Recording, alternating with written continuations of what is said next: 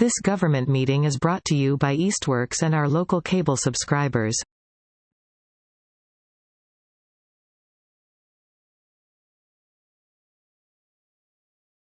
All right, folks, with that, excuse me, folks, we're going to call this meeting to order for the Tuesday, December 19th, 2023 Easthampton Planning Board meeting. First up, is there anyone who would like to speak to anything that is not on the agenda tonight? All right, moving right along. We have planning board minutes. So first up, August 1st, 2023. I'd like to thank Chris for noting the modification of some of the data that was missing. And I motion to approve the minutes from first 20. So I would just, it looks like there's an X next to James's name, even though he's listed as absent. So if we can remove that. So you're not there and absent, but that'll be the only thing I would catch. Other than that. I was absent. I can't motion. I recuse myself. Oh, I yeah, was on vacation. I rescind my motion. I will move to accept the planning board minutes from August 1st as amended. As amended, I second that. All right, voting to approve August 1st, 2023. All those in favor? Aye. Opposed? Abstaining? There we go. All right, next up is August 22nd. Motion to approve the minutes from August 22nd. Second that. Voting to approve August 22nd. All those in favor? Aye. Opposed? Abstaining? All right. September 5th minutes. Motion to approve the September 5th minutes. Seconded. Voting to approve September 5th. All those in favor? Opposed? Abstaining? All right. Motion to approve the September 19th minutes. Seconded. Voting for September 19th. Aye. Aye. Second. Wait, who moved that one? I did. And all those in favor? Aye. Aye. Opposed? Abstaining? All right. Motion to approve the October 3rd minutes. Seconded. All those in favor? Aye. Motion to approve the October 17th minutes. Seconded. All those in favor? Aye. Abstain. I think I was out that day, Oh, well, then let's fix that. October 17th. All right, so why don't we get a new motion with that correction then? Motion to approve the amended October 17th minutes. Seconded. All those in favor? Aye. Abstain. Aye. Yes. Motion to approve the November 14th minutes. Seconded. All those in favor? Aye. All right.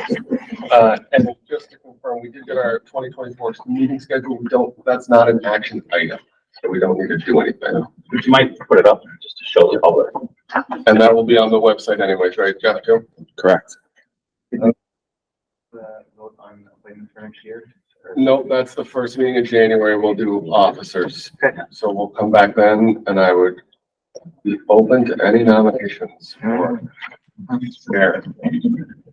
And with that, I will bid you adieu and hand the virtual gavel over to Here we go. Yeah, you too. See you in a few weeks. Okay.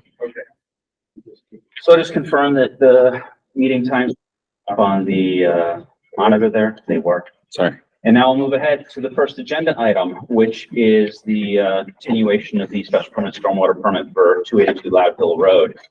I'm going to do a very abbreviated version of what I did last time, telling about how this process works. I'm going to ask the applicant to come and speak. I'm then going to, we may have some questions as a board following that, and then I'm going to ask the public to speak. Mostly because I'm very curious to see how the meeting went.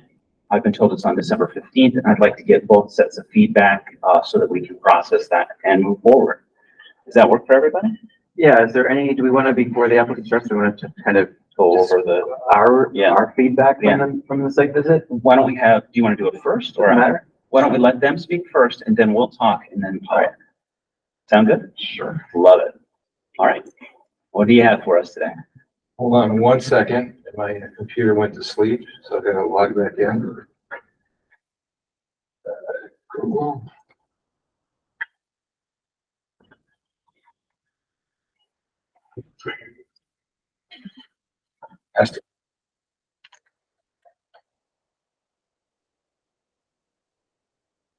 And if you bear with me for one moment, I'm going to make you co-host, which will allow you to share.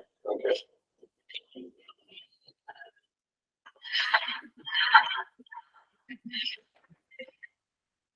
All right, so we had this last time. Was that? I'm muted. Okay. Apologies for the technical difficulties. Take a moment. Everyone bear with us, please.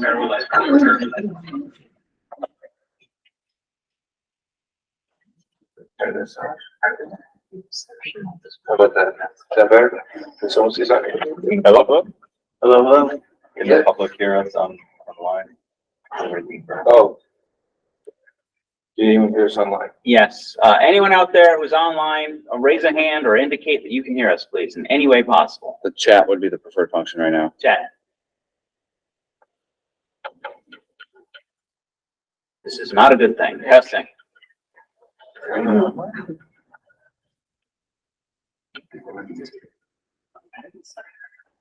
I'd like to pause, get confirmation that the folks online.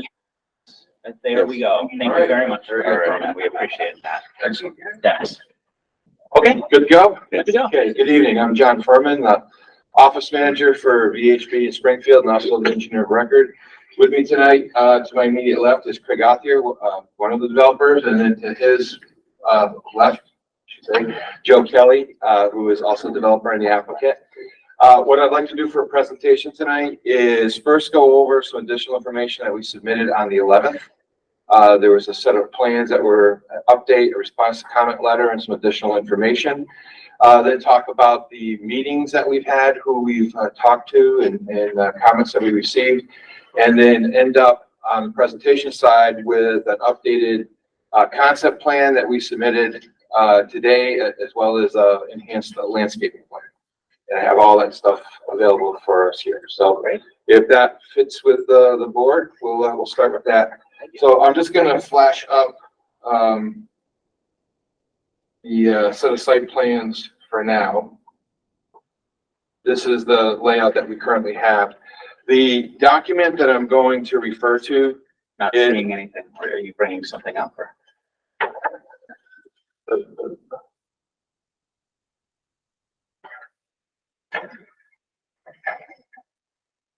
Yes, I am.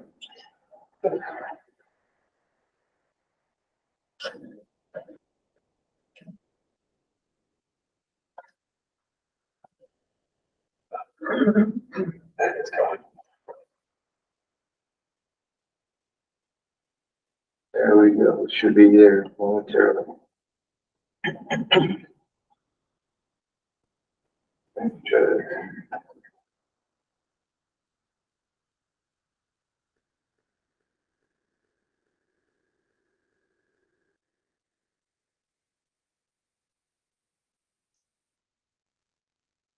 Okay. There we go. All right. So the document that I'm going to start with is a correspondence. It's a letter to the city planner dated December 11th. And what we've attempted to do in this letter is identify the additional information that we submitted, and then address comments that we received either written or we heard during the meeting. So I'll go quickly down through the list. It's a couple pages, but I'll just kind of paraphrase what our responses were. So the Mr. Furman, before you start, there's something that is obscuring the presentation screen. I think that's on yours. It is. Yeah, thank you. Thank you. Okay, so the first couple comments were actually from the Conservation Commission agent. The first comment was confirmed that the stormwater management system is designed to prevent further erosion of the slopes along the north branch of the Manhattan River. We actually had a site walk today with Casey to kind of show what was going on. So the system as designed itself is designed to hold the maximum storm required by the DEP, which is the 100-year storm event. In that instance, the detention basins actually have freeboard left in them, which is the distance from the high water level to the part of the berm or the embankment to which it starts to flow out. So we can hold over a 100-year storm.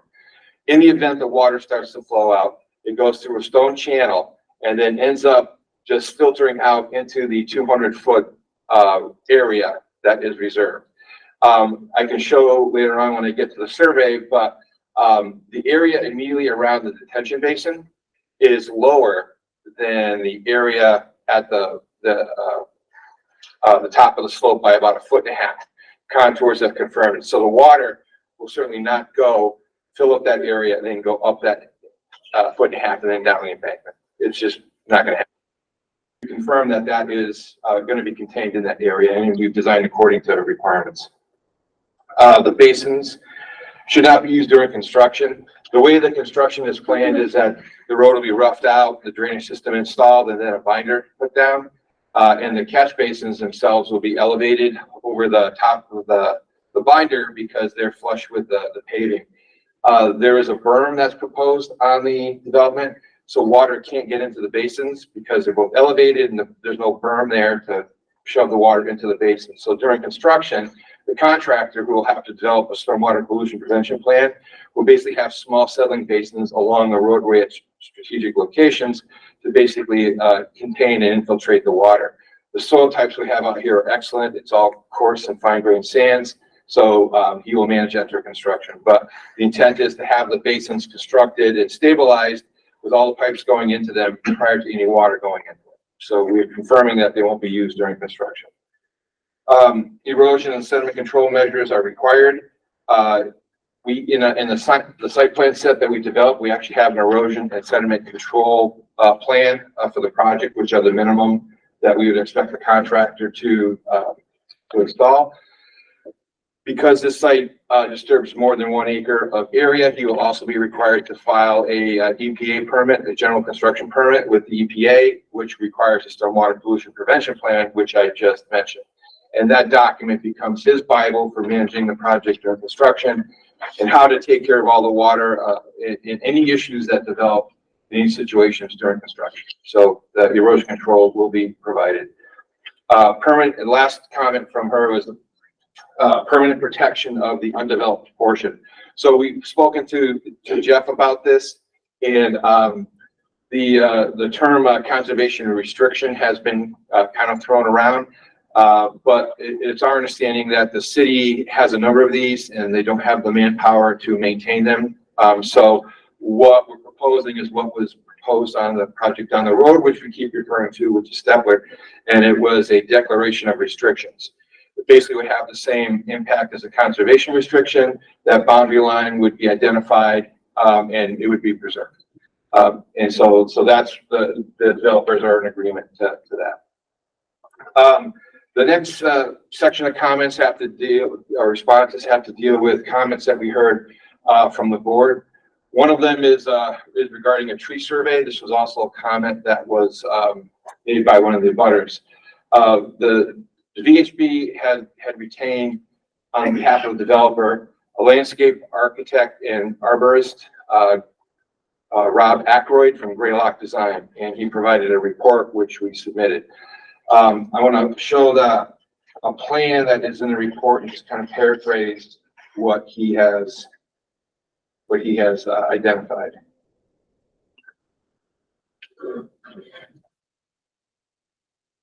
I keep it fairly large here.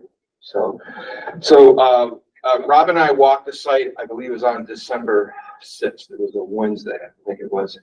And we walked the same route that the planning board had walked on the weekend, and went through and he looked at the area. So the first area in his report he characterized as area 1 is this area here, which is basically that new growth of pine that we all walked through.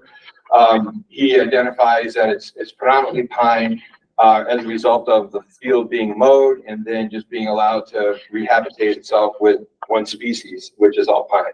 There is nothing of value in there. It's so dense that the understory is basically non-existent. It's just sticks. There's no growth on it. So he has found nothing there. He also included in area 1, this area along the side here. You just have to look at this screen, which is between the abutter to our immediate west. And there are pictures, these dots with the letters are keyed to pictures that were taken and identified in the report. That area is filled with native non-invasives. And as we were walking through today, Casey basically identified the same thing. So his recommendation is that just all be removed as a result of grubbing or some kind of control, and then replanted with some sort of buffer to better provide a betterment to the project as well as screen to the project. The second area that he identified is the area between the new growth and the 200-foot buffer zone. So we walked that site and he identifies that it is a mix of species, pines, spruce, oaks, some birches in there. As you walk through this, we walked the center of the cul-de-sac and we took pictures in each direction. His intent in walking that was to look for something of like a signature tree, something significant. There are trees in there, you know, they vary in size from 12 inches to 18 inches. There's nothing, his characterization in the report is that he saw nothing that was significant of redesigning the project to try and keep. It's a common forest. It is a transition between the new growth and the 200-foot buffer area. So he provided pictures of those, but his recommendation was that there's nothing worth that he saw seeing in there. And the last area is the area of the 200-foot buffer. So I walked to the top of slope, which in this view is back here. And using the GPS on the phone that we have, we walked to the limit of the 200-foot buffer, and then showed him the area that we're actually protecting additionally because of the conservative way that the buffer was identified. So he walked through that and he said that the quality of that forest is similar to the quality that is in area 2, but the growth seems to be larger. There are a significant number of larger trees in that area. And the fact that we're preserving it basically falls into the category under the Conservation Commission of preserving wildlife and for habitat. So he recommends that area just be preserved. So his recommendations were to remove this area and replant it of some sort. This area here, just completely take it out to the limits of clearing. This area here, take it out to the limits of clearing. And what he did suggest is that the limits of clearing, whatever they are decided upon, be identified by survey prior to clearing. And then once those areas are identified, that they be walked, because, and I'm just throwing out a number, let's just say that we stick to a 10-foot clearing line. And the line goes to the woods, and there's a tree at the 11-foot mark that is kind of significant and worth saving. You might be able to move that around it to save that. So 10 foot or whatever the distance is not a hard, fast rule. So he's recommending that be walked with the developers to see whether some things that are close to that tree line can be maintained without sacrificing on the development side. So that takes care of that one. Any questions on that, or should I just keep going? From board, any questions? Okay. The next thing that I'd like to show is a letter that was attached to this, which is again to the planning director Jeff Bagg, dated it says November 11th. That is obviously a typo, but it's from Chris Danforth, who is our landscape surveyor. And so this deals with the question that came up at the last meeting about the difference between the survey dimensions and the deed dimensions of the property at 290 Loudville Road. So attached to this is the survey that VHB has prepared. This is the property in question right here. And then the rear property line is actually shown on the following sheet. So this is our sheet SB1. And so that property is right here. So you'll note in the back corner, there is it says pipe found, or I think it says pipe found. Then if you go into the front, it says pipe found in that corner. Here. We go to the next sheet. This is the back of that lot as well, through here. And we have already pointed out that pin. We go to the following sheet and it shows the other pin on that line, which is right here. What it's not showing, which I can show on the overall plan, is a fourth pin that was located in the upper west corner of that property. So our research to define the property line commences this. So we basically pull the deed from the property that we're working on. And then our surveyors do reconnaissance. They walk that property line and they locate whatever pins they can find. We went back and we had promised the survey to the developers at a certain date. And we were late in doing that because our surveyors determined that there was some kind of discrepancy between the deed and the found monumentation of that lot. So they went back and they pulled all the deeds from the two subdivisions to the east. They pulled all those deeds. They plotted all those properties out. Then they went back out again and found all the pins they could on those. So they took all those deeds, they laid them on top of one another, lined everything up as a big mass, and then located it on pins to get the best fit. What they found is the property line that we have shown on our survey hits the majority of the pins that were located in the field. There are actually two that we don't. One of them is that Chuck and Martha's property in the corner. It's about 3 feet off. And the other one is in the back corner of is it your property? No. Yes, in the back. And that's about 6 feet off. But when you look at the monumentation we found, there's a fence, there's remnants of barbed wire along the property line. Those are things that surveyors hold over the written script. So the surveyor's first obligation under their registration is to hold monuments and evidence, which we've done. So then it needs to explain the discrepancy between the distance of the deed and what we found in the field. The original deed for this property was cut in 1944, and it was in rods and links. And there is a industry discrepancy on the exact conversion factor between a rod and a link. So the next deed after the 1944 one converted that, called it a distance of 660 feet more or less because of that discrepancy. And then every deed after that basically says the same thing, 660 feet more or less. So we said, all right, the more or less dimension, it becomes secondary to the monuments that are found. So we're going to ignore that. These are the two deeds. This is the 1944 one, attachment 2. This is the current deed, attachment 3.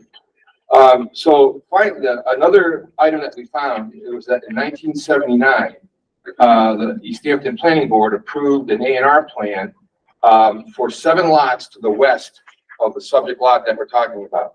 And that lot is right here, which I have highlighted in green. So one thing to note is that the rear property line is straight across all of these lots through here, which is exactly what's represented on our plan. This landowner here, Stuart and Emily Nicole, same landowners we're dealing with now. You'll notice that the dimension on this A&R plan is 639.28 feet. That is also called 660 feet, more or less, in that subject deed. And the final censure of why we are 100% certain we are correct here is all the monuments at every corner, which are identified in the deed, were field located by our surveyors, and they are spot on. They go right through the center. During the site walk, this pin and this pin were found. The owner is clearing up to this line. You go to that line, there's no discrepancy on where that line is, because when you're standing on the line, this side towards his house doesn't have one single leaf on it. This side is all woods. So we are confident we know where that line is and that we're sticking to it. Lastly, one thing that I wanted to just kind of throw out just to give the board some, I guess, confidence or assurance. Well, I wrote it down. So if by chance that landowner hires a surveyor and finds that we are incorrect, but we're certain that we're 100%. But if they find that they are, the area that property would extend into our property is 20.72 feet.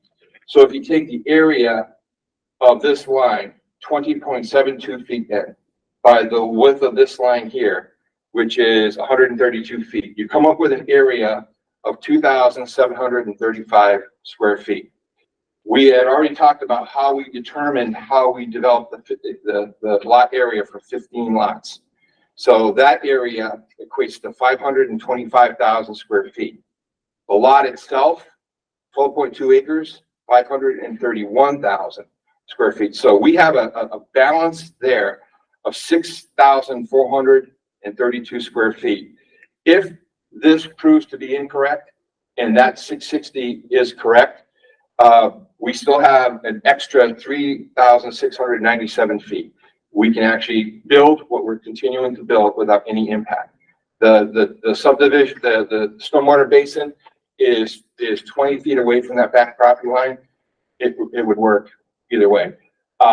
We are 100% certain of what we provided. Our surveyors have stamped it, but we offer that to the board just to give you confidence that what we've done is correct and that it can still be built as shown.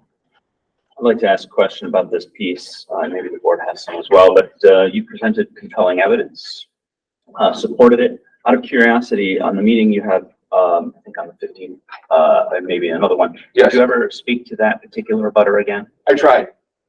His words were, "I have nothing to say to you," and he walked away. Okay. Any other questions about this? No.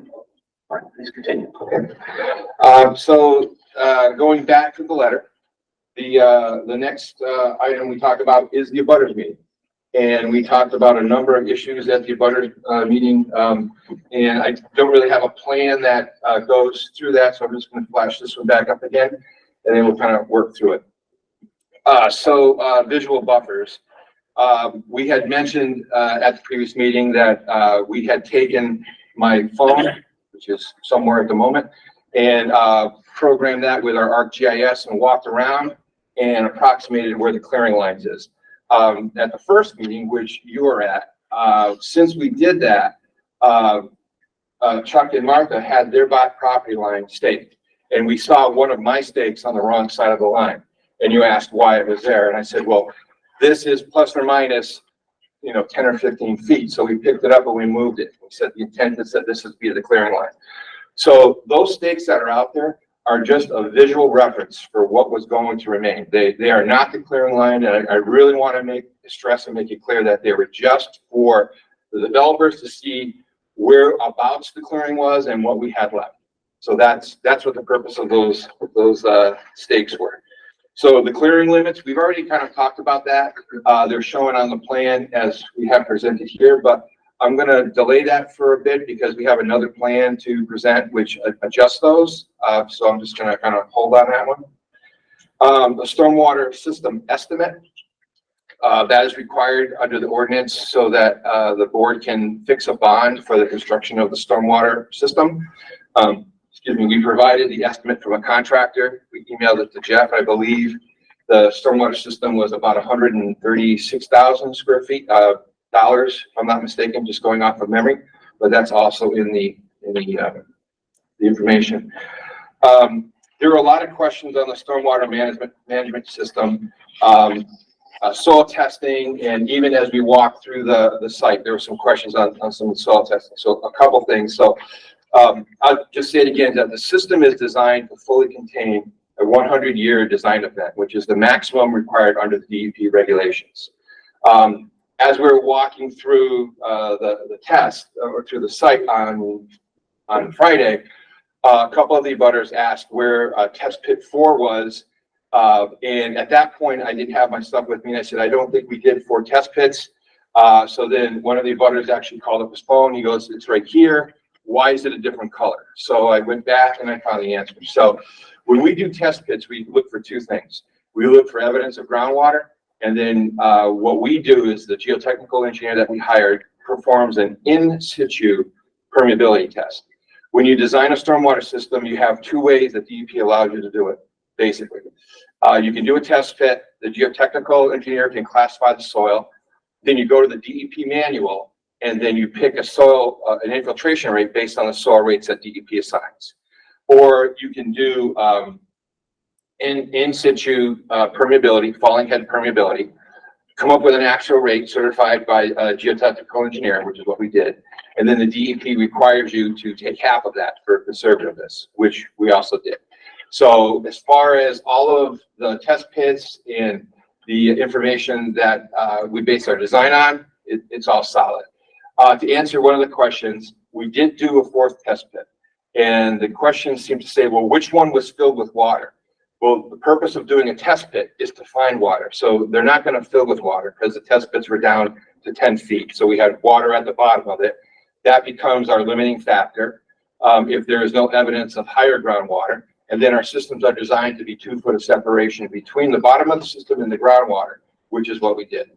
To answer the question on why test pit 4 was colored different in the report than the other 3 had permeability tests performed in them. So O'Reilly Talbot Oaken, who was a geotechnical engineer that did the reports, used that system to identify that 4 was just a white box with a cross in it, meaning we did the test pits, the log is in the report, but we didn't do a permeability test. So as we were walking around the site, we performed those test pits based on a concept plan that the developers had given us early on. And those test pits where we had planned to put the detention basins. Like every other design project, nothing ever works out the way it is. And so the detention basins ended up in a different spot. So on Friday, the day before our site walk, I believe it was, on Saturday,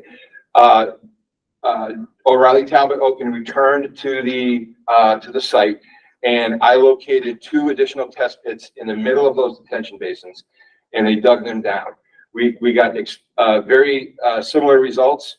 One of the test pits, the rate in the middle of the basin encountered a vein of coarse sand, so the rate went to 60 feet per day of infiltration. So what we've used in our report is substantially less than that. So we're not intending to alter our design. It has more conservativeness built into it. There's a concern about water flowing out of the basins over the slope into that back area. We have a better rate than what we've encountered. So, and that information will be submitted to the board once I get the final report. Okay, good. All right. So infiltration basin fencing. We've talked to the developers. They've agreed that we would put fencing around the basins, given their proximity to some of the abutting properties. So the plans that were updated include a 4 foot high chain link fence, black vinyl. That was selected because it kind of blends into the background and it's not as visible as galvanized is, and it has a gate on it for a block gate for maintenance. So that's on the updated plans. The sewage pump station, there was a lot of questions about that even tonight before the meeting. There were some questions on how to operate. So not to tell you all the physics behind it, but the system is designed so that all the houses drain to gravity. And the pump station is located right about here. And so all the buildings drain by gravity to the structure. All the structure does is has 2 pumps, lifts it 6 feet and discharges to a manhole right next to it. Then the connection to the street is all gravity. So there's no force main on this project. It comes up to the pump stations, goes through the valve box, and right into a manhole. So the system in the street sees a gravity flow, same as it would if we had a regular connection to it. There are questions about dependability. So the way the systems are designed is that we use 2 pumps, and it's pretty standard in the industry. There's 2 pumps. They're sized for the what's called head, the force that it needs to lift it. For this case, it's 6 feet. So sewage comes in, it fills up this chamber, it trips a float. The pump goes on, only 1 pump goes on, pumps it out. As the water level goes down, it hits a second float, it shuts the pump off, and then alternates to the next one. So the next time it actuates, float actuates it, the second pump goes on, pumps it down, then it actuates it back. So there's an alternating mechanism. There is a runtime meter on the control panel. So those pumps, if they're running right, should be about the same runtime. If they go into the mechanical room and they see that one pump runtime meter has 100 hours on it and the other has 2, then we know that one that has 2 has an issue. And so it's running on 1 pump. They have to pull that pump out, fix it, maintain it, put it back in, and get it back together again. There is an alarm in that event. So the alarm will go off, and so the homeowners association will have to take care of it. Is that a alarm just there on site of that station? There's a number of options that it can do. It's an alarm that is either on the station. It also has an auto dialer option to it, so it actually calls a number and dials somebody. So it could dial the head of the HOA, it could dial whoever is responsible for the maintenance of it. Does that mean it has some sort of cell signal, so it's being tracked? There's like remote tracking of it? That I don't know. Somehow it makes a phone call. I'm not sure how, but it does. But it does have notifications on it so that it is constantly monitored. And where is the mechanical room? Is it underground? Right now, we have if you go to Stepler, we have the same type of system. There's basically a stanchion at the back of the pump station. I think there's its own electric meter to it too, and a control panel right there. So, on the map where- Yes, right. well, Stepler isn't on this one. I know It's, where you were going to put it. yeah, so ours is gonna be right here. Right here. The little four. Okay, thank you. Yep. Okay. Good question. So that's the last thing about that is generator. There was a talk about a generator, and one of the abutters who works for the city had indicated that, you know, generators, and he calculated how much flow is going to back up into the system. So about 10, 15 years ago, the DEP used to regulate pump stations. So if you had a pump station of any size, you had to submit the DEP for a permit, and then they regulated it. At that time, they realized they were getting all these applications, so they changed the regulation to say that anything under 15,000 gallons per day doesn't need to come to them. And that's municipal or it's private. So we only have like 2,600 gallons a day here. Then they realized that all of a sudden they're having issues with pump stations, no one's maintaining them. So now the requirement is you still don't have to request a permit from them. But when you design one of these, you have to create an operation and maintenance manual. And so that basically is the requirement for the developer to follow. And usually what it is open it every 3-4 months, look if there's any grease buildup on the floats, because if the grease builds up on it, it keeps the float from popping up. If it's on there, you basically power wash it, get it down, have someone come in, suck out all the sludge at the bottom, just make sure, cycle it through the pumps, make sure it works. And that's basically the O&M for it. So the developer creates the manual, the HOO is required in your agreement with them to maintain it. Yes. Are there any teeth to follow that up? Is the DEP checking in? No. No. I guess the answer is maybe. If we had a pump station that we got called in on in Orange and it failed. So it was a municipal pump station. They asked the developer for the O&M manual and he didn't have one. So they contacted us and we actually prepared the O&M manual for him. So they would check into it if there is a failure. Okay, so your requirement is to get the manual and make sure the HOA follows. Someone had mentioned, I think it might have been the same abutter in that meeting, power outage. Right. So that's kind of where I started this whole discussion. Under the regulations previously, you were required to have either a permanent power storage, power supply, backup power supply, or storage for 24 hours worth of flow. So that requirement went away. What we do now on all of our projects is we have a connection for an emergency generator, and Stepler has the same emergency connection. So because we have common developers here, we'll get a portable generator.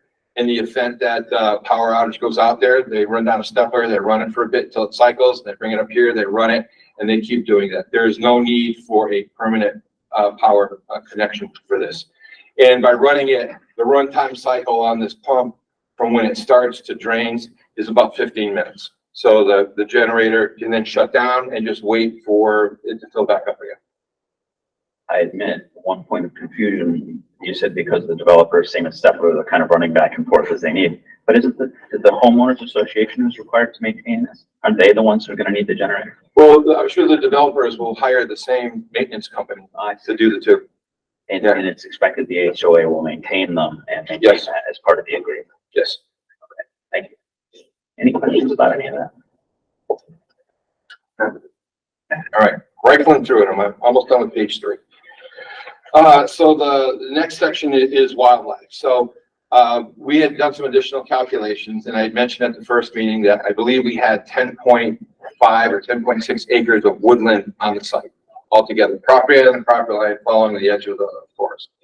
We're proposing to remove about 3.2 acres, which leaves close to 7 acres of undeveloped woodland area to remain on site. Of the 3 acres that we are taking down, 1.2 acres of that is that new pine growth, which has 0 value. We've had the tree assessment done. There's really nothing of any value in the other area between area 1 and the 200-foot buffer. And additionally, because of the conservative way we flag the high water mark of the north branch of the Manhattan River, we're protecting another 31,000 square feet of forest.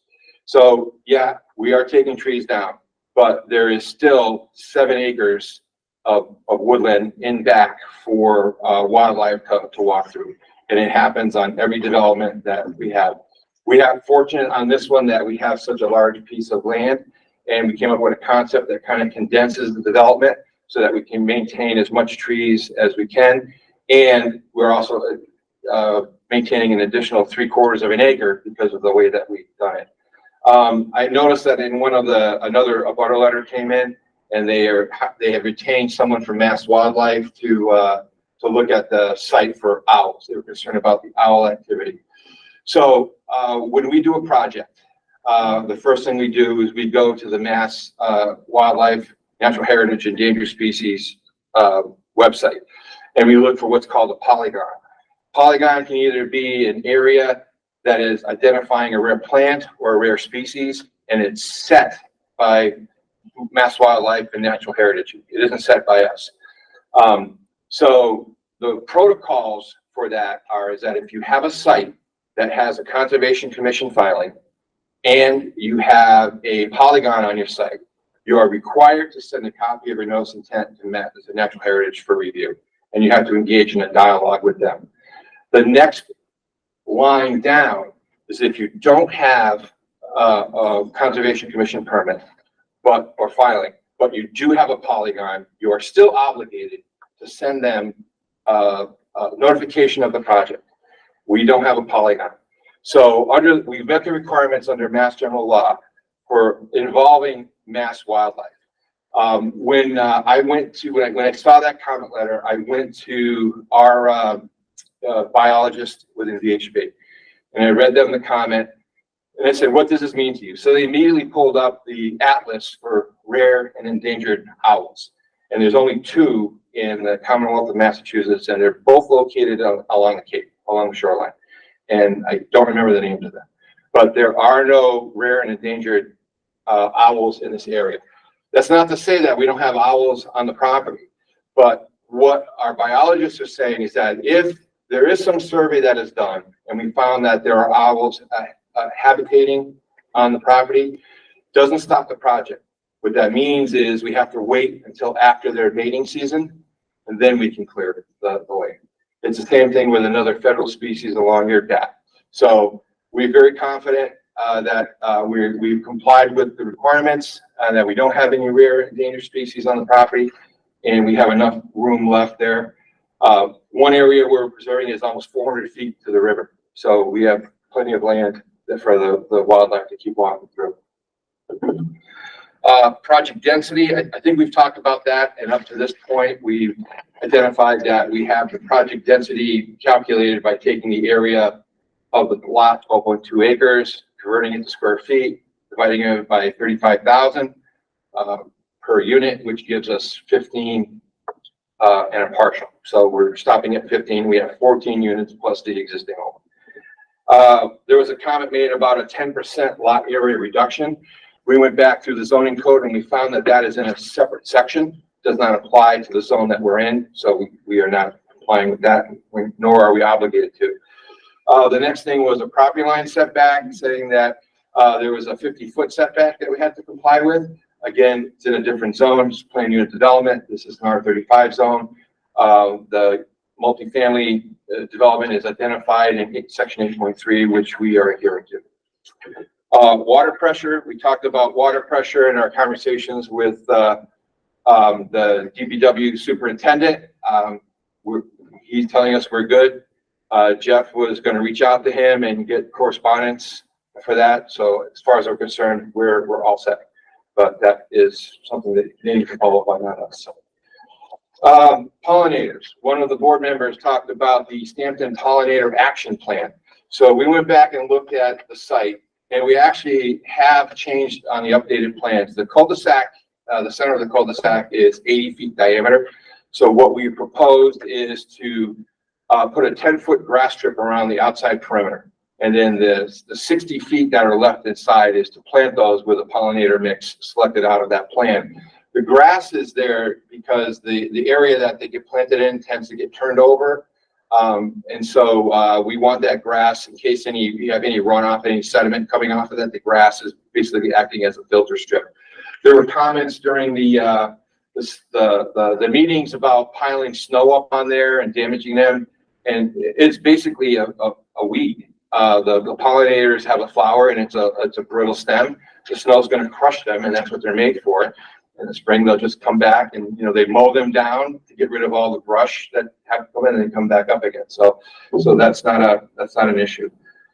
Construction management. There's a couple items on this one here. So the developers have stated that they're not expecting to have any parking on Loudville. The Nichols property is fairly large, and it has a front and a backyard. We're expecting all construction equipment and all workers to park off the roadway. However, there are times when we're going to have vehicles queued up. If we're paving the roadway and they start at the back paving, you don't want to have all the trucks parked on where they're going. You want the truck to come out and the other one to back in. So the developers have committed that when that happens, they'll make sure that they have a flagger on site for those trucks to help traffic going around them. That was a comment that we heard.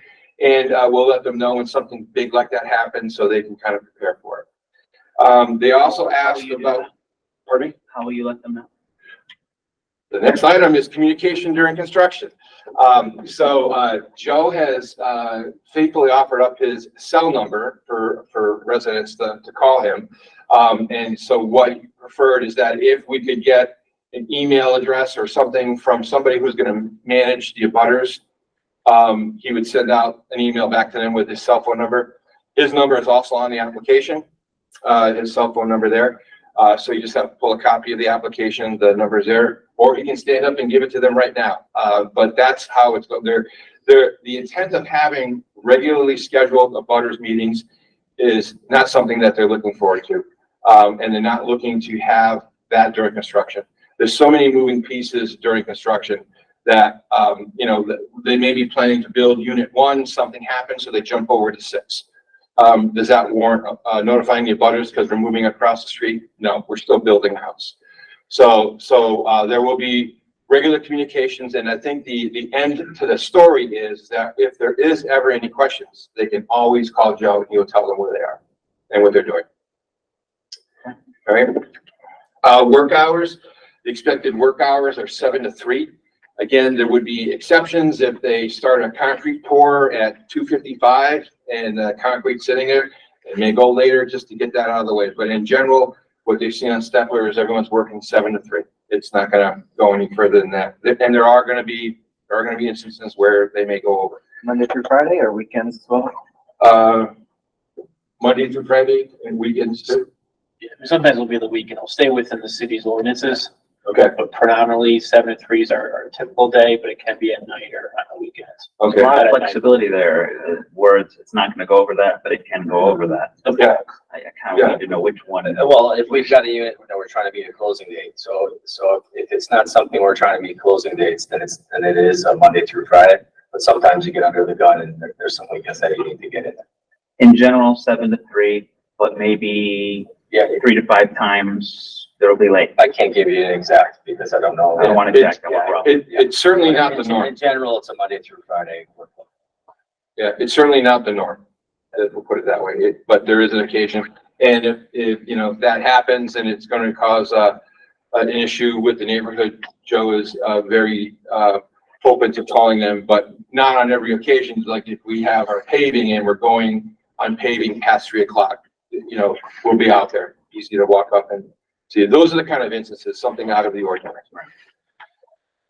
Future living unit, I think we talked about that already, and no one has approached anybody to look at additional land, we just did this for planning purposes, it's shown on the plan here. We just wanted to make sure that we had some area left over in case we are able to ever get additional land.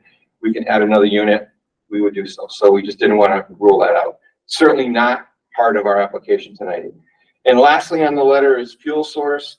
The developers confirmed that the fuel source being proposed is propane. And on the updated plans, we've added the location of propane bottles on the buildings.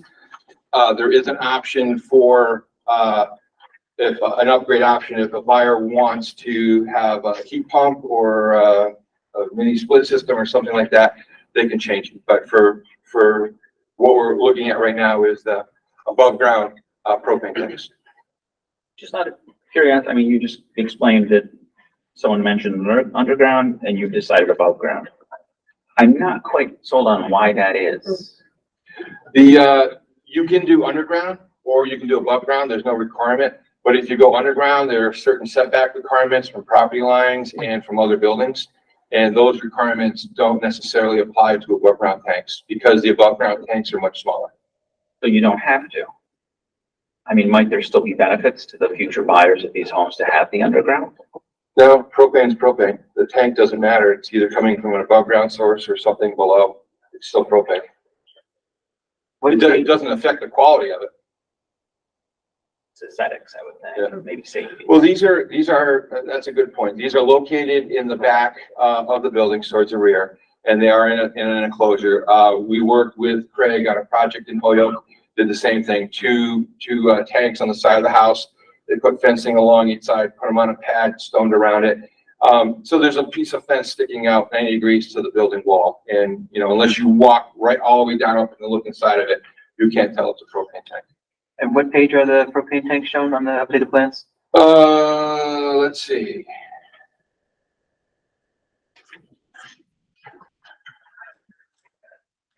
I believe it would be on our utility plan. Yeah, if you go to C501. Is that something we can pull up? Currently, the applicant's presenting all the information, so we can ask them. I think.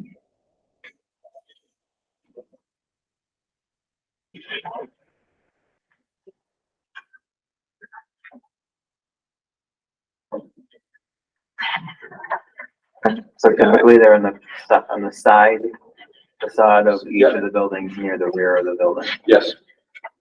Thank you. All right. So the next section to talk about, unless you had some questions you want to get into, were the meetings that we had.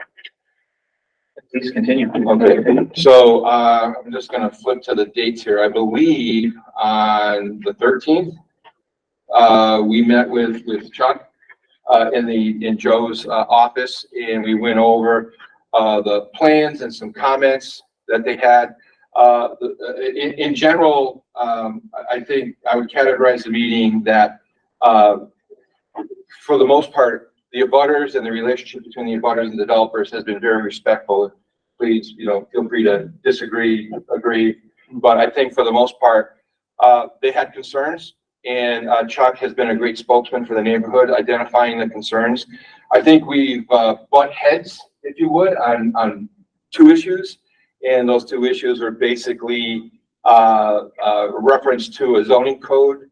That's a different section of the code, trying to pull in specifics of that to this project. And we basically left the meeting that we agree to disagree. Is that the 50-foot buffer? That's the 50-foot buffer. And what was the other one? You remember? Probably the density calculation. Yes, yeah. But it was those two, and they were located under the planned unit development, which just don't apply to this. But in general, you know, we listened to what the concerns were, and we had a great meeting. So we left that meeting realizing that we had some homework to do. The next meeting was the 15th, I believe, and it was a two-part meeting. We met at a meeting room in Eastworks, and all the abutters were invited. And then that was basically 2 hours, give or take, and then we walked the site after that. And again, attendance for that. Pardon me? How would you describe attendance for that? It was well attended. So I think everyone here was there, if I'm not mistaken. Thank you. Yeah, yeah, there were a few more. Yeah. All the butters. Yeah, and again, we just heard a recurring thing, questions, and aside from some questions that, the answers just weren't gonna be accepted no matter what we said, everything was, walked through, we heard what the issues were, and, it's all just talked about, like the development and, the density and the setbacks. So after the meeting, the developers asked us to try to develop a different concept, which I'm going to present right now, unless I could do it like one of the shows and kind of wait, dramatic pause before I flash it up. This is exactly what this board had hoped would come of this. All right. And resolving the work before we had. So this is the updated concept, and it really is a concept. So if there's agreement on this moving forward, we then are going to step away and we have to update all the plans, because this is just one sheet out of the plans. But the general theme of this is that we have the same number of units, and what we've done is we've taken 2 units and slid them together. This is the footprint of the buildings that are built at Stepler. So if you zoom up on the building, you'll see that one building has a slightly longer wall than the other one, to kind of give it some character and not have a blank wall. Yeah. So what this has allowed us to do, so if you look at each of the buildings was set with 20 feet in between. So we were able to take 1, 2, 20 feet and immediately get rid of it. So we ended up doing, these buildings were both set at the minimum setback of 20 feet. So this one, we moved to 28 feet. And we did that because there is a very thick, a very tall arborvitae hedge here, which we saw in the field. It is extremely dense. You can't see through it. And then we increased this side to 60.5. So this was 20 feet. And we did that because when you stand at this end of the forest and then you look into, I think it's Chuck's yard, there's a good canopy. There's no real understory, but the volume of trees in that area make up for that. And so by pulling it away, we're able to afford a larger setback. And again, around the cul-de-sac, the same thing. So this unit here was set at 20 feet. So now it's at 41. So we've doubled that distance. This unit here, which is against this property here, was also at 20 feet, and it's at 54. So again, same basic theory. We just took the buildings, we slid them together, took that separation in between them, and then applied it to the sides. Within this side here, we kept all these the same. They're still single units, and we're going for that. So then the other part of the meeting, and again, we did this, and we didn't tell any of the abutters that we were going to do that. It was just something that came to us after the meeting. What we did talk about during the meeting was, what am I going to see when I look out my yard? What am I going to see? And the buffers became a big discussion. So again, we put together this graphics.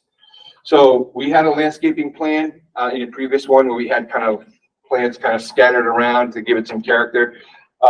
Those will most likely still be there. So we have some internal plantings along the roadway. This is strictly just for the buffer. And so what Craig is proposing, and Craig had mentioned that he has a source in Pennsylvania that gets like phenomenal trees. They are, they're hardy. They have a good root ball to them, and transporting them down here, he has not had a problem with them surviving. So in this area here, my CAD skills were a little rough, so I apologize for that. But you can see that this symbol here is different than this symbol. So between here and here, along the majority of these, we're proposing a tree line with 8-foot tall species, and that can be a pine, a spruce, or a fir, and they're basically at 8 foot on center. When you start back over here, because of the proximity of this building to the property line, we increased that species to 12 feet tall. And you can see that we can carry that around as a complete buffer along this area. So when we walked out there, the board will remember that the canopy basically starts somewhere around 10, 15 feet up. So this is going to bridge that gap between the upper canopy and the lower canopy. So we'll provide the shading. One of the items that we did on the revised plans was pertaining to the sidewalk, and I saved that till now because it helps drive the point. When the original design, the sidewalk was here, and then it continued along and went this way, and it ended right here. What we're doing is we're crossing the road here at this pinch point, and then we're continuing the sidewalk along this side, which we're already clearing anyway because of the development. That allows us to increase this buffer area by 6 to 8 feet, the width of the sidewalk plus the clearing. And then we're adding in those same 8-foot species along this. This area here is fairly dense as you get to the back, but we're carrying it kind of all the way through. Jump to the front here. This is that area 1 that was all native, non-invasive species. So there are some mature trees in the back here. And this is what leads to the landscape architect saying, stake the clearing line and then walk it. And there's maybe some trees existing that we may want to save.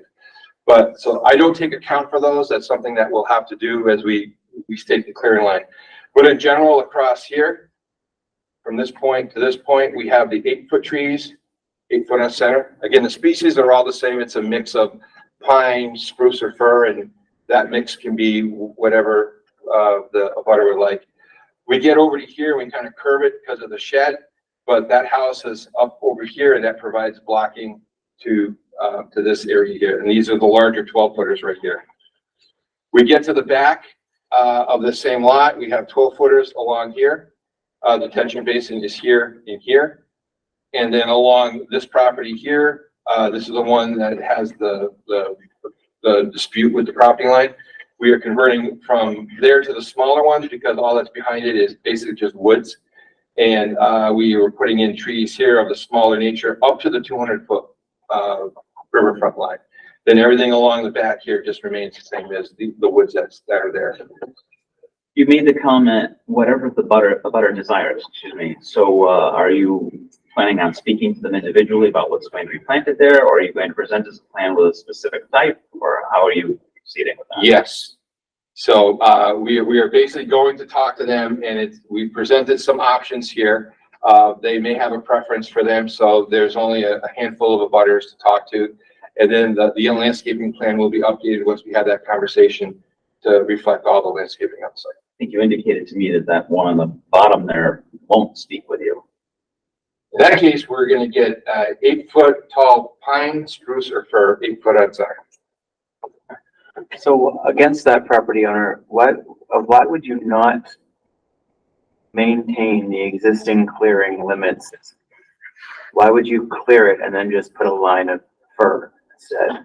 So when you walk out there, there really isn't a lot of trees. It's invasive. Yeah, no, in this area here, there's no invasive. Is that what you're talking about? Around the corner, Here. yeah.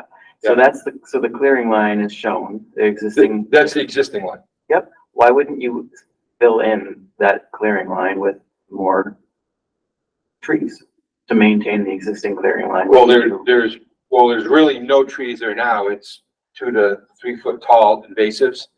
And whatever trees are there are basically being killed by the bittersweet that's strangling them. So taking this out is going to get this down at low level. And, having a lawn that's easily maintained is more preferable than having those invasives here.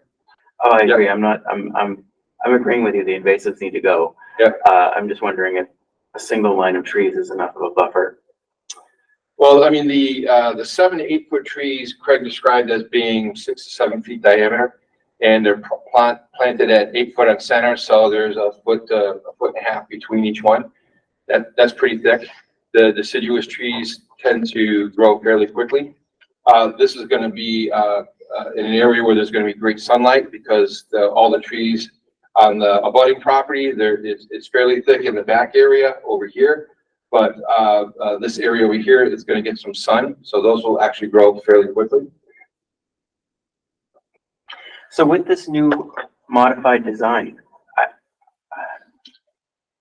is there an opportunity for you to actually reduce the clearing limits, and put these trees in?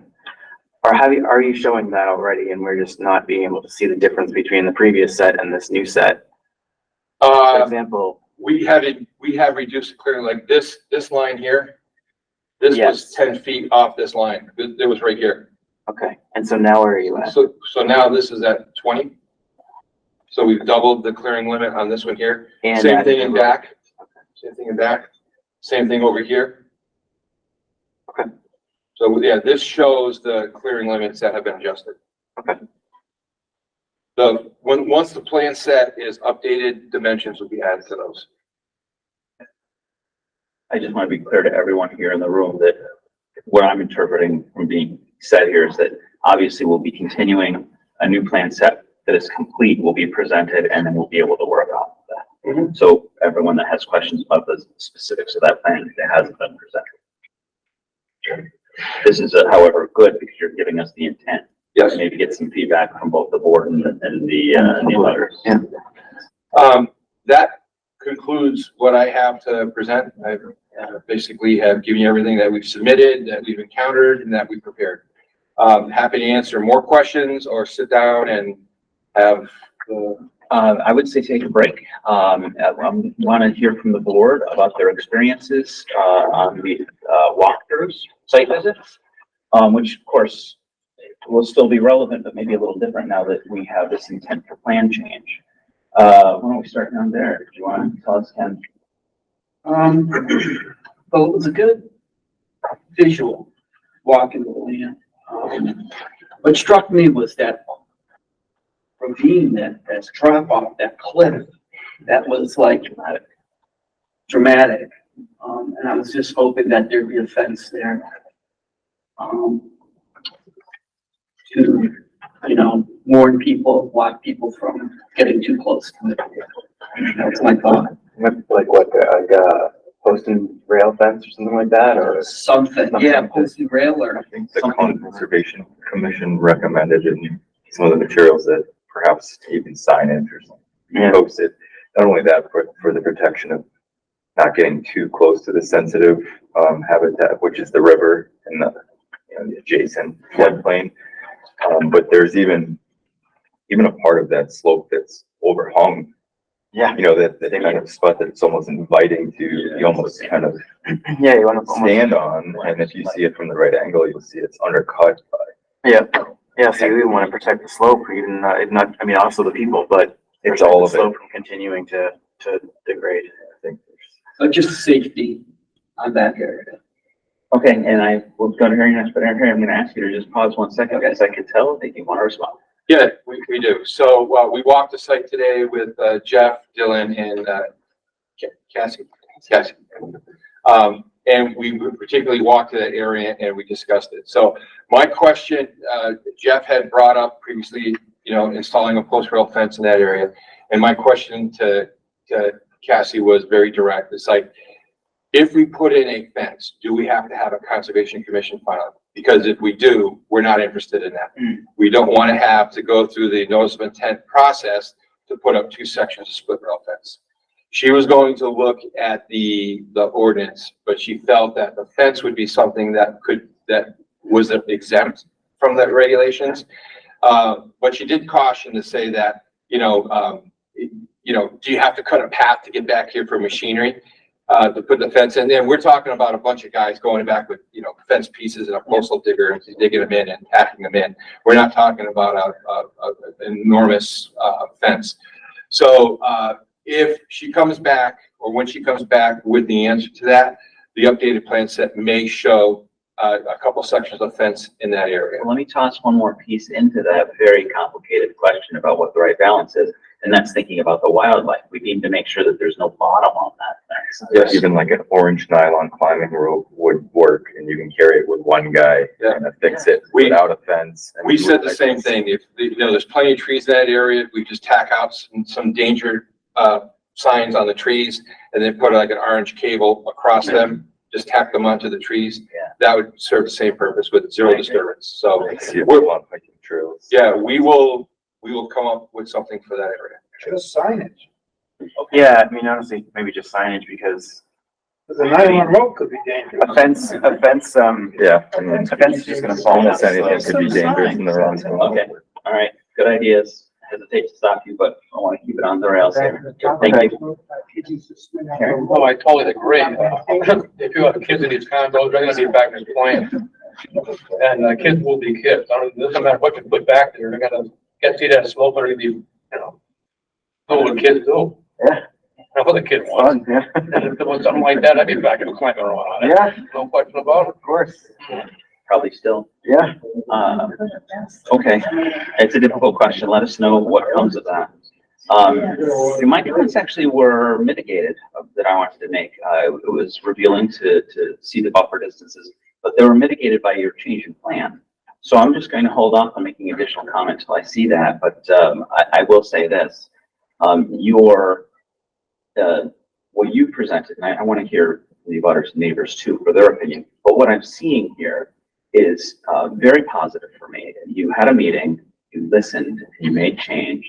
This is the harmony that I was seeking. So thank you for that. My only comment is what a gorgeous piece of property this is. I was walking through it. I just was really, and I really enjoyed the walk. And so I can understand why the abutters have some concerns over it, because that a portion of that is going to be cleared. However,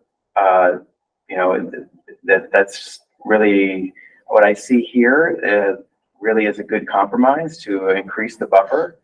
And there's still a significant amount of land in the back that will be maintained. So I really appreciate this revised plan, and I think it does protect more land and helps get rid of some of the invasives. And so I am generally definitely feeling better about this revised design. Okay. Yeah, I think the only thing I'd like to add, it was interesting to see the interconnectedness. So here, presentation, everything's whited out. We're just focused on what's going in, what's new. And being out there just truly showed that for many decades, everyone just there's little trails, some well-worn trails. People passively and actively use this back portion of this land through the current landowners for whatever suits their soul, whatever it may be. But I think not making this extremely exclusive. I think I may be just taking things too literally from the last meeting, but not like I would envision the public parking their cars like a Mount Tom trailhead to use this, but not the 10 residences, but the existing neighbors to have some, these paths maintained that go to their backyards, adjacent to the development, that there would be some way to integrate everyone together and not have this new piece go in and say, this is our 10-person private, washed out slope. It's a joke, but that's kind of the thing that I saw, is that it's very much functioning like a nice neighborly area of the city, and I'd like that to remain as much as possible, with new neighbors coming in, but still have everybody tight knit and using this area. Totally agree. I have some hesitation on that. I just want to throw it out. I really want that to happen, but if it's private property and someone falls off the edge, then, there's reasons that they might be hesitant to do that, and I kind of see that opinion as well, but I completely agree with what you're saying. If I was a neighbor, I'd want to be able to walk around there, but can you depend on every kid that walks there being as reliable as an adult, or every adult? I don't know. Anyway, that's difficult, but I love what he's saying. All right, I think we've heard. Oh, go ahead. So, as the planner, I'm not on the board, but we convened the site visits so that it was board members 2 at a time, just to prevent an actual meeting from occurring. So that's kind of standard practice. Just the observation, something that Member Hartman said about the trail system. So that was something that, from the bigger planning perspective, we did look at. So on that map, at the bottom of the page, there was a pretty nice trail that went, it goes west, I think. And I followed that. It goes behind, it's all in the Nichols property, but it goes behind a couple other properties just to see how far it went, because there is a trailhead parking area further down Rockville. but it doesn't connect. So there's one property in particular that is a residential house that has a small backyard that has had some erosion issues, and there's just simply no way to make a trail connect to that other trailhead. So that would be on the bottom of the page going west on that map. I would still like to reserve the opportunity to walk east along the ridge line to just find out if there is any possibility of connecting anywhere to that easterly side.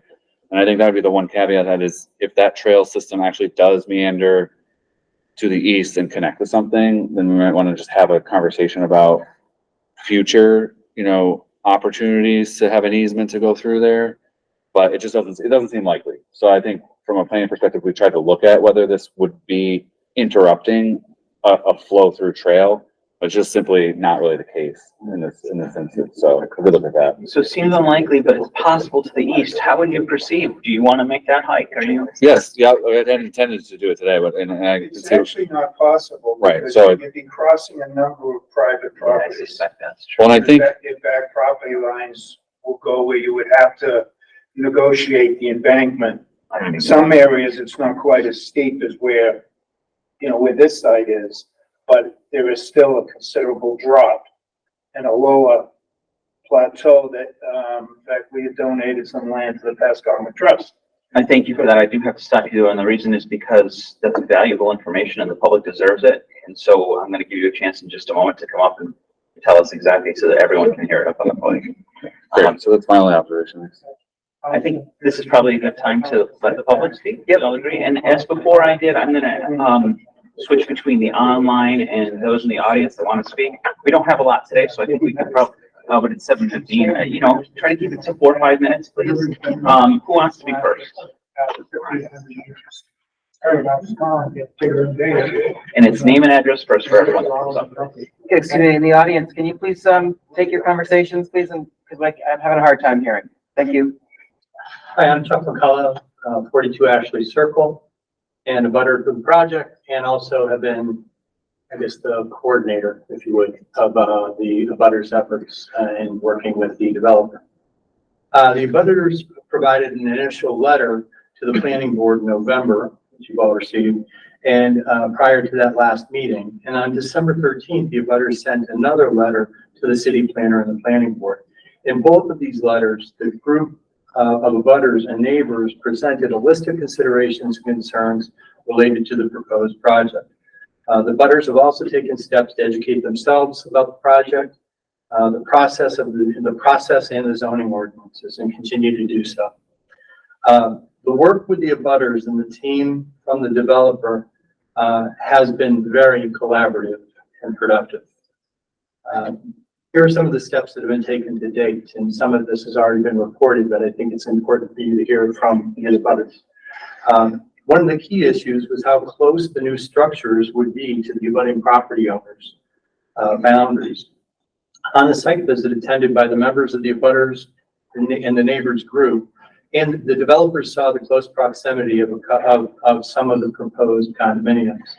Quickly after the meeting, developers were in contact with the abutters group, and at least initially primarily me, to show an updated plan showing the proposed buildings further away from the boundaries, as I think they just showed. This type of collaboration and responsiveness has been beneficial and greatly appreciated. Here are the other items that have been brought up by the abutters and have been responded to at some level by the developers. And these are things that are ongoing. Some are more complete than others, but I'll touch on each of these. Collectively, as you've already heard, we've put together an abutters meeting and site visit. The developers have initiated a more in-depth tree survey. The developers did a further examination of the boundaries of abutting properties, verifying the survey. There's still some work to be done on the abutters part here, but the re-verification of the survey work was reported back to the abutters by the developers. That's already been done. There's ongoing work on buffering, plantings, and other options. Again, we saw that plan that they're proposing, I think we'll continue to work on. Concerns of water pressure were addressed, though there was a request, I think, by the abutters to have the city engineer either present either by letter or maybe a subsequent meeting, about the, good plan that was presented by the developers on the fact that there will be no impact on the water pressure. We just wanted verification of that from the city, the head of the DPW. There was some helpful correspondence from the Conservation Commission about the erosion conditions on the property near the Mandan River, and we were waiting back a final response from the Conservation Commission. I had the chance to talk with Jeff Bagg the other day, and he said that was in process. So there'll be some formalization of that, but the understanding is from what we understand from the Conservation Commission, all reports indicate the conditions are well known by all, and the developer's plans are outside the protected area under the jurisdiction of the Conservation Commission. So I think it would be really just anything else that the head of the conservation director, I think that's a role. Agent, thank you, would, if she has any other guidance. Mass Wildlife, as John noted, Mass Wildlife was contacted by the abutters, and certainly what John presented is exactly what we ended up finding as well.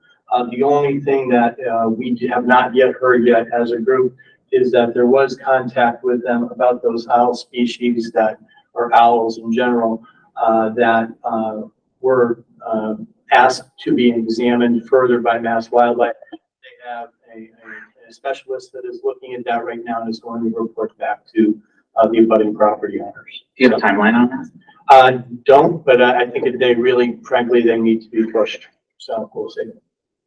The topics of topics for review for the next month are some that we've already touched on here. Construction management, which we've got, and a number of these we've already gone to in some detail with the developers. We just want to kind of button a lot of that up. Communication during that, Joe is offered to be on site and be the absolute key person to talk to at any moment in time. I'm joking. I think we are planning on communication. We'd like to just have some regular communication, but not to be onerous in any way, shape, or form to the developer. But when there are key elements, we will figure out a way that if it's Joe, maybe contacting me and emailing the group, however we feel, there are options there for us to be able to create something that's useful for everybody involved. There's also concerns, and this is expressed at the abutters meeting, about what the HOA looks like, what the HOA will take on as far as responsibilities, and really fully understanding that, because whether we like it or not, it's not going to be just 14 neighbors. It's going to be an HOA as a neighbor. So we just want to understand that more completely. I think those are the key items.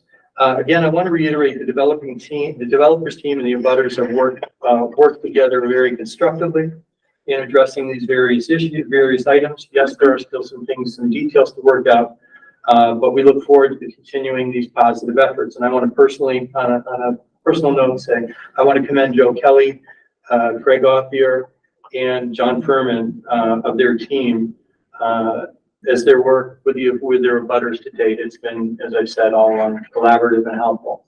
Are there some other questions that still need to be cleared up? Yes, but I don't think they're insurmountable. I think they've done a great job at trying to respond to our conditions. Great. Thank you very much. Thank you very much. This is really good to hear overall. Anyone else want to speak?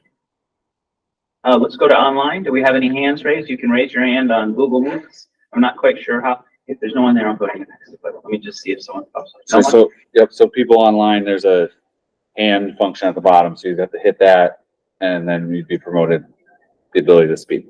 I'm not seeing any at this time.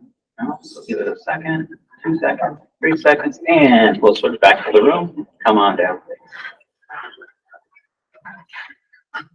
Sorry, I hear a question when we're done. Okay. Hi, my name is Brenda Peltz. I'm at 4 Hunter Lane in Easthampton. I'm one of the abutters and one of the biggest abutters for the that part. If I point on this, does it show on there? Use the mouse. How does that work? Just use the mouse. Oh. This Okay. is your. All right. So this is where I am. I've got a fence that goes along my whole back of my property. And as they have said, all this area here was, oh, wait, I'm sorry, I'm not good at this. All this area here was at one point mowed and then grew up with all pine trees, which they have referred to as not worth anything to save. They're dead, some of them from this high up, so there's only the tops that are growing, and each year they're get dead further up. A lot of branches fall, a lot of pine cones fall over the property, pine needles. I mean, it falls on mine, it's gonna fall on theirs also and kill their grass and whatever. My concern is this: if they want to just put the buffer in here and keep this 10 feet of pine trees from my fence, that's still going to be a messy area for the new housing going up. I would like to see them where these aren't worth anything, just all cleared. It's just the whole field. It's not worth saving. This is a request we rarely get. And I checked your ordinance, your zoning ordinance online, and it did say that you guys, the planning board, that you have the authority to require the developer to modify or enhance the buffer as a condition of approval. Now, in my case, I would like to see all those dead pines gone. They're not worth saving. And put the buffer possibly a little closer to my fence. I don't mind, or keeping it still 10 feet. But that would give them a bigger backyard and more land to enjoy. I want to clone you. I don't want to interrupt. I'll respond after. Well, like I said, I'm the biggest part of this pine tree issue because I've got the longest span as an abutter. So that's my concern. I would just like to have it cleared. They're not worth saving. Clear it. They can still put their hedge in. I mean, I have no problem with them building. I would just like them to help the abutters out also and make it nice for everybody. Thank you. Can I ask you, are you done? I just want to ask you a Yeah, question. sure. So you had written a letter as well. I did, yes. And you had talked about the condominium association being responsible for the perpetuity and maintaining the health, growth, and density of the buffer. Yeah. And you would like that added as a condition. Is that something that we can talk about, if it's possible? Or would that just be in the HOA agreement that you would maintain the buffer and You'd have that. you would have that in the HOA agreement? Okay. And the only concern would be what type of trees, because at one point they had said they were gonna bring up some, I think it was Eastern white pine from Pennsylvania. I don't know if that's a hardy tree, and if those also grow just top and the bottoms die out, that would be information to find out before those were planted. But also to make sure, I don't know if 8 feet on center is enough to allow air circulation, sunlight, and all of that, to make sure they stay healthy. Yeah, I believe as part of the maintenance, and I what do I know? But the, HOAs generally are required to maintain landscaping. And I think if a tree were to die, they'd be responsible for replacing it. That's how that generally works. Correct me if I'm wrong. And I think I saw you had a question too. No? Okay, I thought I heard you say something. I'm sorry. But I would like you to take into consideration probably approving all the pines come down. Yeah, I appreciate it. It's an interesting dynamic because neighbors might disagree. So could it be done for you? I think they're gonna go on your approval, sir. Well, it would also be a discussion that you would maybe have with the developer. I did already. Okay. They told me it would be up to the zoning, the planning board. Okay, I need to consider that. Okay, Go ahead. Please come up. Yep. you wanna come up? Yes. Okay. Thank you. So Barbara had mentioned that. Brenda. Oh, I'm sorry, Brenda. Let me change that. You look like a Barbara. She had mentioned that, in the field as well, and again, at the meeting here. So we stick to our categorization of that as a new forest and having little value. It does have a canopy, and, as we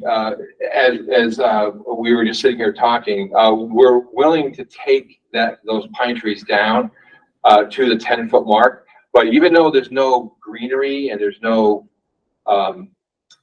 there's no foliage on the thing, you have the sticks and you have the trees are like on top of one another back there. So it does provide a buffer, a visual buffer. And that combined with the tree plantings that we are proposing away from that, those will grow up and basically fill in that gap. And we basically mentioned, there was a concern during the sidewalk about, the sticks, poking our fence and talking about that. We said, anything that hangs over, just have that. If you want it down, just take it down, because that's what the rule says. If any vegetation hangs over the line, just feel free to take it down. And so we've been open with that, but just playing off the experience that Craig and Joe have on other projects and stuff, they just feel that removing that entirely and then just relying on the buffer removes the upper story.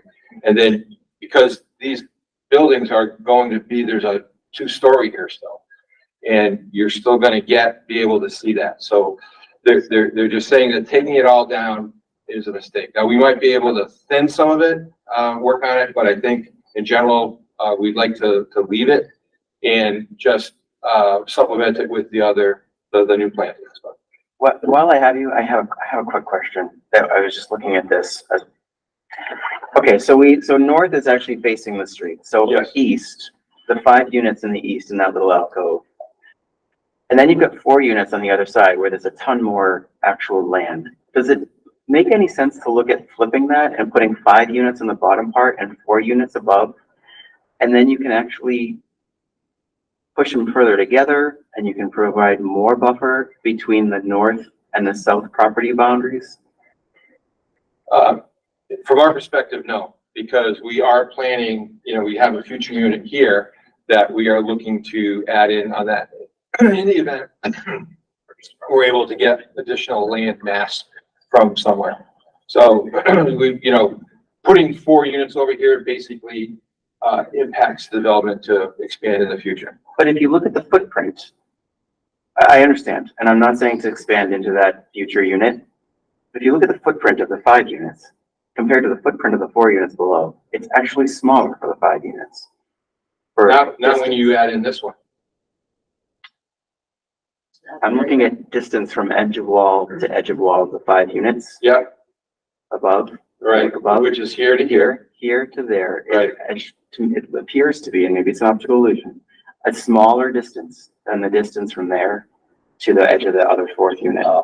Yeah, from here, yes, for the 4 units, you are right. Yeah, But so in this 5 area in there. here, we were trying to get a 5. If we put the 4 units up here, we won't be able to get the 5th. I don't understand why, but that's for you to figure out. I am not understanding your point, but. Well, we can take a look at that if your number's right. I'm gonna do it in my head right now. I'll figure it out. All this, I'm just thinking, because then you can add in a little more buffer and I'm just trying to optimize. Maybe that would make the residents happy with, you might even be able to get 50 feet there. And that might actually, a buffer, and that might make the residents even more happy. I don't think it's gonna work. If that's the case, if the one on the Sorry, top what is the case? if the one on the top is smaller than the one on the bottom, why not put 6 on the bottom and 4 on the top? Well, that's what Yeah. well, that's what I was suggesting, 4 on the top and then 5 plus an optional 6. Right, exactly. I think you just said, but if I'm correct, that you would look into it, is that correct? Just take a look at it. If it doesn't work, it doesn't work. It just was, I was sitting here looking at it. It's like, you got all this land with 4 units and the possible 5th, and then you're squeezing in 5 up above, and it just looks off. It doesn't look right. Just to pull it back to kind of that original conversation, I think what I heard you say is that, no, the trees that are largely dead, useless, that are behind that line, before the butter's property right there, not gonna clear those. Yes, that's correct. And I can see, I think, where Brenda, if I want to say, call you Brenda, would want that mess cleared.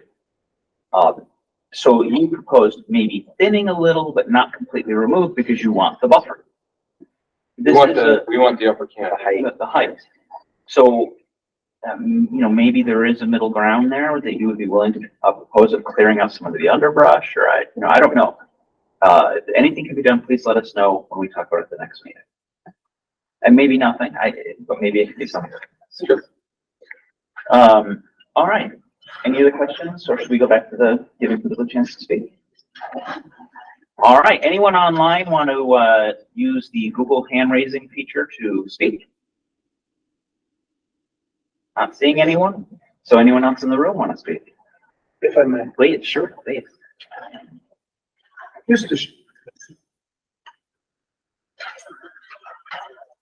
My name is Norm Glenn. I live at 18 Ashley Circle. Just to shed some light on the idea to possibly have a walkway or a path that could possibly go along the north branch of the Manhattan. That would be wonderful if it was possible. Unfortunately, a number of the existing lots on Ashley Circle, their back property lines go far enough back where someone would have to negotiate the embankment to get down on the lower plateau where the river is, to be able to continue to walk and go around. So it doesn't work. Gotcha. Okay. Yes. May I ask the speaker a question? So when you're referring to negotiating the embankment, in your experience, it sounds like you've been out there, is it not possible? Or is it, It's not. or is it a property owner concern that you would have? When you get far enough, a number of lots down further, it's a little more gradual, but all the way around there, it's, there's a considerable drop. Because I think if I may, the conversation would be, if in the future, it would take conversations with each of those property owners, easements, if that were ever possible, and it would be cooperation with the Scomic Conservation Trust, that I would want this property to be required to participate in that discussion if there were conversations, especially so on this map going to the top of the page. I'm with you. It just to not preclude the opportunity by having this property exclude themselves from that. If we were ever to make process having those discussions with all the owners backing up on Ashley to make a connection to the Scomic parcel, those are the types of things that we'd like to not eliminate if it ever were a possible. And I'm certainly with the Seven Sisters and parts of Mount Tom, I've seen natural staircases built in some really steep slopes if there's enough will and. I'm all for it. You know what I'm saying? I'm on the other end. I got you. I'm all for it. Big trail guy myself. If it's possible. Yeah. Okay. Thank you. Thank you. Can I just, 1 second, I want to ask the developers, do you have any response to his comment? Would you be willing to accept a condition that should pathing go in, that you'd be willing to allow that? Conservation. Their question. Good question. I was still doing calculations. I'm considering, it'd be some sort of condition. Now, I'm not quite sure what how this could look. So we might need to have a discussion, discuss this a little bit. And, and any ideas you have that you could bring down would be great. But, Jeff's point is that, talk to those other property owners, get an easement somehow, again, maybe through the funding of the Scomic, and eventually build a trail back there. We'd like to make sure, probably by condition, that your project is willing to be a part of that. Yeah, I'm not suggesting that the applicant in this case would have to do anything, but in the event that there was an opportunity that this property would be included, just by the nature of this is our special permit opportunity to ask for that potential future trail connection. And if it's something that the board is willing to entertain, we can look at possible language that might accomplish that for the next meeting or something. I think we'll have to preserve open space easement regardless, because of all the buffers and the drivers for design.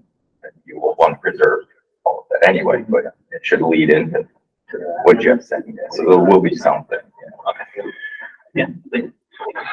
So just a couple keys on that point. So we're not talking timeframes here. We have no idea. This could be a year from now. This could be 10 years from now. Most likely that discussion will be with HOA, not with these two gentlemen sitting here. So they may have the HOA may have a concern about liability. So that is the entity. So the condition on the project would be that, you know, the developers would be open to having that discussion. That when the HOA takes over, they may not be here. So I don't know how to word something like that, because you're talking about committing an entity that doesn't exist yet. Which is why we need to do it now. Yeah. So, okay, thank you very much. All right, yes, please. And, So, yeah, I'm sorry about that. The folks online have to have a chance to hear.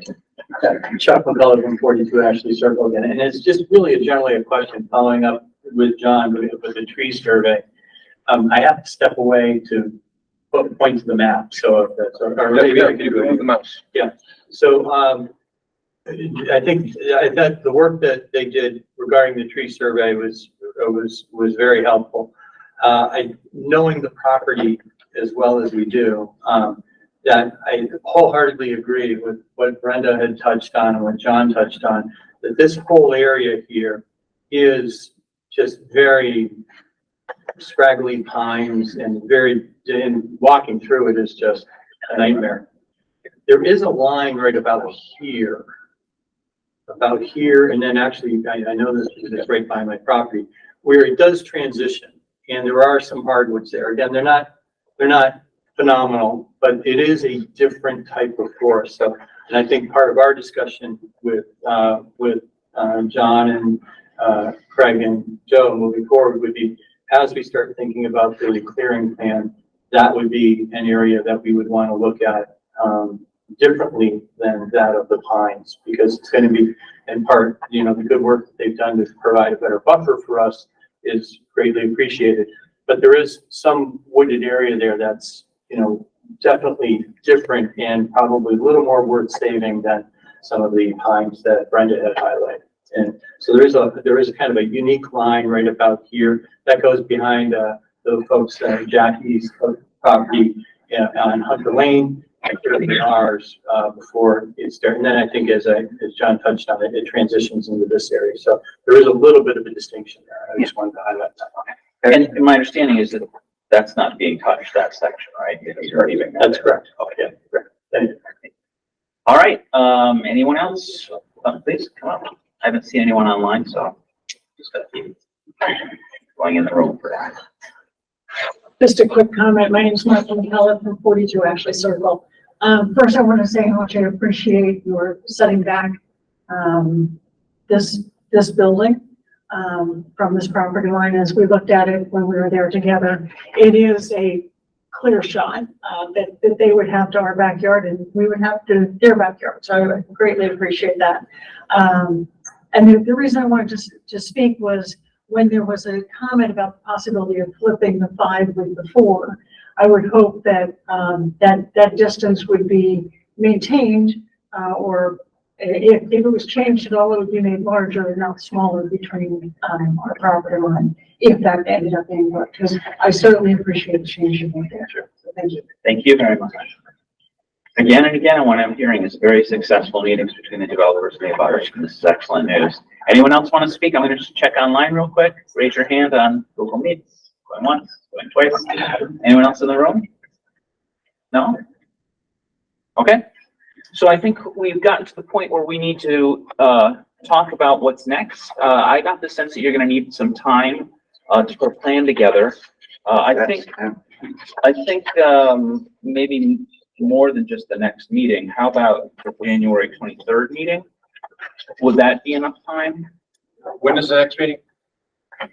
January 23rd. You just said that, yeah. Okay. The next meeting, the next scheduled meeting is January 6th. Yes, 6th, but I'm suggesting take a little bit more time to get everything together than the 6th. Holidays, that's a very tight. January 9th here. I'm sorry, January 9th. So the 23rd is the one we're suggesting. Not the 6th. No, I know what I gotta do. Okay, does that work for the developer? The 23rd? 23rd is fine with me. Yes. Okay. So I'm just trying to, sorry, did you have a question? All right. I'm just trying to ask here before I request a motion to continue this January 23rd. I don't think we have anything else at that meeting, so we'd suggest 6 o'clock. Correct. If there's any guidance on this, I'm trying to think of just a couple things that came up here. One is that I'll probably be looking for some form of guarantee that even though that fifth building's on the plan, that it's not considered without additional approval. That's the kind of condition that I'll be looking for. I'm just making some notes. Yeah. The condition of conservation restriction is definitely something I think will need to actually be a condition. And then the bond for the stormwater estimate is going to be something that I just make a note to that now so that we are aware of it. I have a question more for Jeff, I think, and it kind of supports maybe the clustering or the combination of the houses into a more traditional multifamily like we're seeing now. I see that 40% of the houses on this development are fit what I would consider multifamily, 2 families per dwelling. Yet they're seeking their permit in the special permit in 8.3 of multifamily, where there certainly is 9.1, there's 9.4. Jeff, why are we going for 8.3 here and not one of the others? Because this doesn't clearly look, and until today, it was 14 single units, and the applicants themselves have been saying single unit quite a bit, which is quite the opposite of multifamily. I just need to understand why we're going for 8.3 here. All right, I'm going to ask you to hold 1 second because he asked Jeff. Do you want to toss in or let him go? I'll start, and I think if the applicant can also chime in, I think it'd be helpful. So the initial application was all single units, and there was, it was more than just an assumption, but there was an observation that was multiple families on a single parcel. So on the first initial review of this, that looked like it would qualify. There have been some conversations about the definition. So in our ordinance, we have requirements, which are different sections, but there's also a definition which does actually say that a multifamily dwelling is 2 or more units. And then it continues on to say that a multifamily development is 1 or more of those types of buildings. And so I think the applicant has also addressed that by combining the buildings into 2 units of 2, at least. I think the read of it right now would be that at least one of the buildings would have to at least be a multifamily structure. And then it's a 15% affordable housing part with 8.3 as well. So is that being addressed? No, so the way the entire zoning ordinance is set up so that there are options that an applicant looking at a property has several options to work through and apply under. And so the option to apply under 8.3 is available, especially much more now that there are several duplexes. So I guess the 15% affordable is yet another option that if the applicant chose to incorporate affordable units, the permitting requirement would change from a special permit to a site plan approval. So it's not a requirement, it's an opportunity. And we were trying to encourage the creation of affordable housing by making that permitting process easier.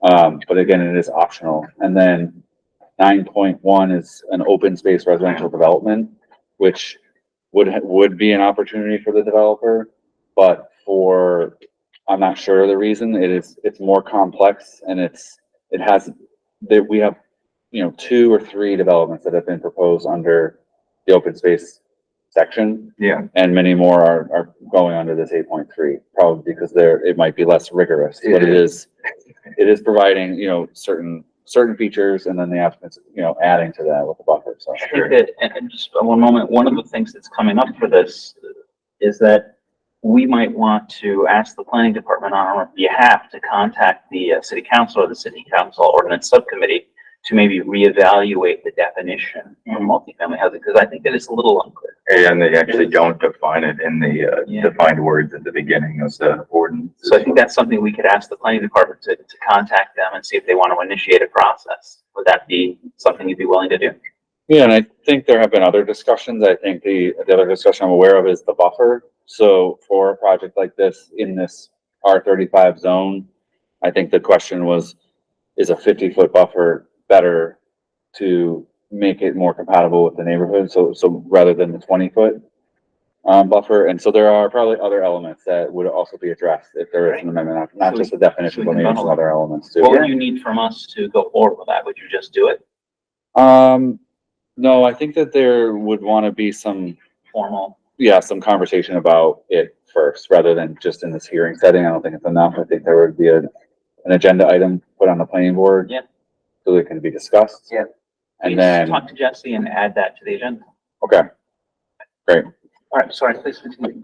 No, so just some clarity from the research that we've done on all of these, zoning subsections. So, this developer came in a unique position because they had just gone through the Stepler project.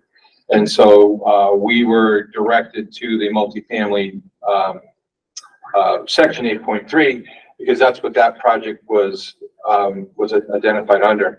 When you look at the definition of a multifamily, it maybe says, 2 units together. And in section 8.3, there is a statement that says a multifamily development will include 1 or more multifamily buildings. There's nothing in the development that says that they all have to be Getting that, or even a majority. yeah, so We're gonna work on. yeah, so the precedent being set at Stepler is identical development to this, and it has 2 single units. So we kind of followed suit with that. On the 8.7 plan unit development for mixed uses, that just isn't allowed in the zone. It's very clear on what zones that are allowed in. R35 is not one of them.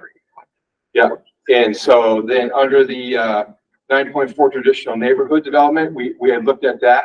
And what was kind of scary in the way that it was worded was the transfer of rights from the developed area to the non-developed area. So what you're doing is you're basically taking an area and you're maxing it out as far as what a traditional neighborhood is. You're condensing it, and then you're saying, this is what we want to build, and we're going to give you the rest. And we don't have the ability to do that here because we would not be able to get a subdivision in a traditional roadway that would exceed the max length. And we need all that area for the 35,000 square foot per building. So we can't give anything away. So we've evaluated all of these options through it. And this is actually, it just happened to be one of the easier routes, but it was the best way to go for this development because we had the proven success with Stepler. Okay, thank you. Harry, I think you had some comment about the fencing. Yeah, well, we're going to address that cliff on the backside. So we can do that. At least the safety, at least signage, at the minimum, or develop fences, and hopefully more, right? So that's definitely likely to be a condition. That's a good point. And with that, does the board have any more questions or issues they want to raise about this? Then, I'm sorry. No, not an issue, but just two other housekeeping type things. I think it's been identified, but I will be seeking a letter at a minimum from the DPW director with regard to the water service. Verbally, it was confirmed that this proposal is on a separate system than the housing on Hunter and Ashley, and it will therefore not change or exacerbate any of those existing conditions. So that'll come via a letter from the DPW director. We do expect some response from the conservation agent on erosion. There was also some other questions that conservation agent will be addressing. And then I just wanted to put this out there that in other projects that are similar, we have required some kind of permanent monuments to be placed along. So in this case, on that page, it's on the right side, along that 200-foot buffer zone. So at the edge of the grass, we will have a discussion, and there will be some expectations that there'll be some type of permanent marker along that boundary. So that in the future, that's the expectation where it's mowable on this side of it and not, no disturbance on the other side. I'm glad you clarified that. When you said monument, It's like at the high school, right? Imagine just. Yes, there's a couple different versions of it. Yep. Anything else? Not that I can think of at this point, but yeah, so that'll be at the next meeting. That's a great point. All right, so I move to continue the hearing for a special permit and stormwater permit for the construction of 15 new dwelling units at 282 Lauderdale Road to January 23rd at 6 p.m. Is there a second? I'll second. All right, all in favor? Aye. Aye. Any against or abstentions? Unanimous. Thank you very much. Thank you very much. Now, we're not quite done yet. We have one more thing to do. Are there any announcements? Well, yes, I just want to introduce everybody to Dylan. He's our new associate planner. Welcome to the team. We're super glad to have you. Glad to be here. Looking forward to working with you folks. All right, now you can watch our favorite motions. Motion to adjourn. Is there a second? Second. All in favor? Aye.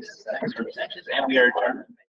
This government meeting is brought to you by Eastworks and our local cable subscribers.